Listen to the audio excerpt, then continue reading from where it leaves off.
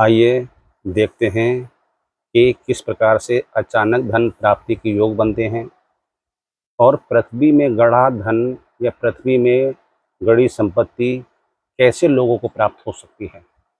ये यूं ही अचानक नहीं होता। जब कुंडली के अंदर ऐसी ग्रहों की अवस्था बनती है तब ये अचानक धन की प्राप्ति होती है या पृथ्वी में गड़ा धन प्राप्त हो सकता है। आकस्मिक धन, अचानक धन लाभ हो, जैसे पृथ्वी में गड़ा धन हो गया, लॉटरी इत्यादि से हो गया। इस अचानक मिलने वाले ये पृथ्वी में गड़े धन मिलने का विचार हम करते हैं कुंडली के पंचम भाव से।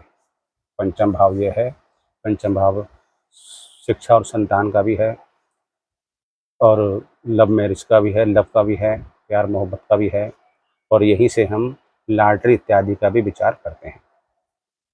तो अब पहले सूत्र पे आते हैं। कई प्रकार के सूत्रों के द्वारा ये जाना जा सकता है कि अचानक धन प्राप्ति होगी या पृथ्वी में गड़ा धन या संपत्ति हमको प्राप्त हो सकती है।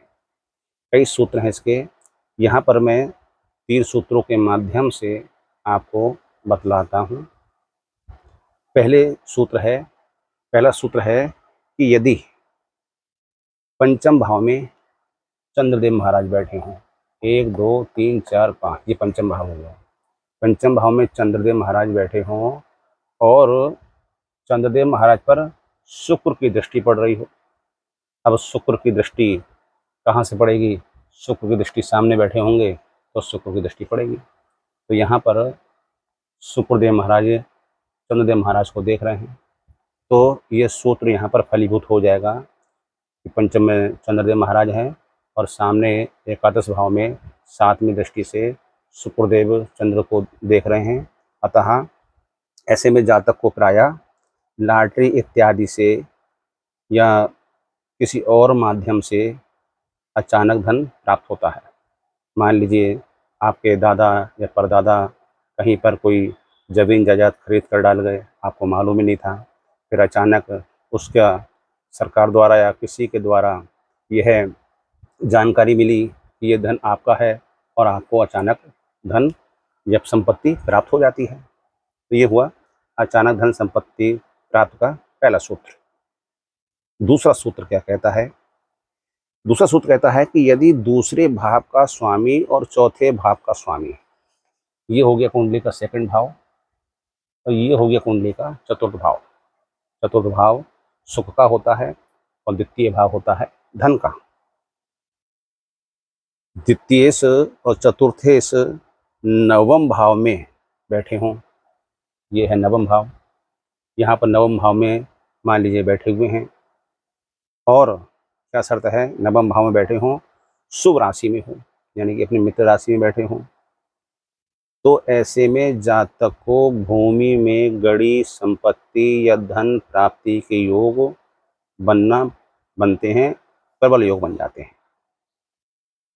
एक सूत्र के माध्यम से और समझते हैं कि यदि 11वें घर का स्वामी और द्वितीय भाव का स्वामी, 11वां भाव ये है, ये लाभ भाव है, लाभ आय इनकम वाला भाव है। तो 11वें वाले भाव का स्वामी और द्वितीय धन भाव का स्वामी चौथे भाव में बैठे हों, ये सुख भाव है, चौथे भाव में बैठे हों और चौथे भाव का स्वामी, जैसे कि यहाँ पर 6 नंबर लिखा है तो इसका स्वामी हो गया बुध। चौथे भाव का स्वामी, चौथे वाले भाव का स्वामी शुभ ग्रह के साथ बैठा हो और शुभ राशि में हो तो भी ऐसे में व्यक्ति को भूमि में गड़ी संपत्ति प्राप्त होती है।